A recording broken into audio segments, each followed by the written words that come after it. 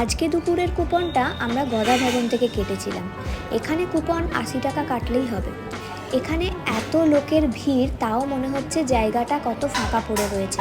মেঝেতে বসে খাওয়ার সুবিধা রয়েছে, চেয়ার টেবিলও রয়েছে। সব থেকে যেটা আমার ভালো লেগেছে, এত মানুষ আসা সত্ত্বেও জায়গাটা একদম পরিষ্কার পরিচ্ছন্ন। আর ৮০ টাকায় যে একবার মাত্র দেবে সেটা কিন্তু নয়, যে যতবার ইচ্ছে খেতে পারে। পনির ছিল, আলু পটলের তরকারি, ডাল, সব দিন বিভিন্ন রকমের হয়, সব দিন একই রকম হয় না। সব থেকে ভালো ছিল পায়েসটা, কিন্তু এতটাই গরম ছিল, খাবার টেস্টি হওয়া সত্ত্বেও আমি খেতে পারিনি, খেয়েছি শুধু জল।